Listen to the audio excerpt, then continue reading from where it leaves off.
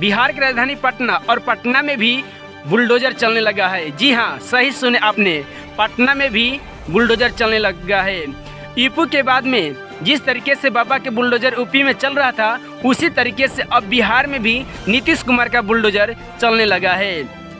पटना के राजीव नगर और नेपाली नगर में मालूम चला है कि नहीं, राजीव नगर में दर्जनों में बुलडोजर जाकर और घर तोड़ने की कोशिश कर रही है और घर को तोड़ भी रही है।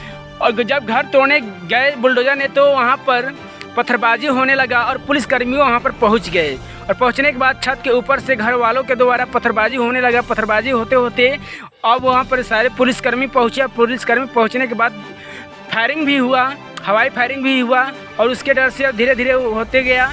उसके बाद बाबा के बुलडोजर चलने लगा। बाबा का बुलडोजर नहीं बल्कि अब कहेंगे नीतीश कुमार का भी बुलडोजर चलने लगा है और वहाँ के सारे घर को तोड़ा जा रहा है। लेकिन अफसोस एक बात की है कि इतने दिन से सरकार कहाँ सोई थी, कौन से चूहे के बिल्ली में घुस कर रह रही थी कि उनको पटना में रहकर भी पटना के मालूम नहीं चला था। और ना जाने कितने बरसों तक, मालूम चला कि 20-25 बरसों तक से अपने गहना गुड़िया को बेचकर किसी तरह से मेहनत करके जगह ज़मीन खरीद कर और वहाँ पर रह रही है। लेकिन नीतीश कुमार की एक सूचना हमको समझ में नहीं आ रही है कि इतने दिन से क्या कर रहे थे। वहाँ पे लोगों के नगर निगम की रसीद भी काटा जा रहा है और बिजली बिल दिया गया है, बिजली पास हुआ है, नल जल पास हुआ है।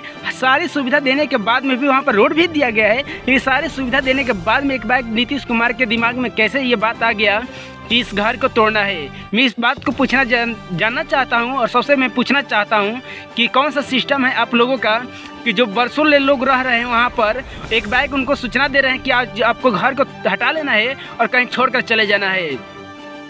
एक कोई भी कौन सा आप लोग के नियम है कि इतना दिन से मेहनत करके, इतना बरसों से मेहनत करके अपना घर द्वार बनाकर बेचारा रह रहा है, तो आप लोगों ने वहाँ पर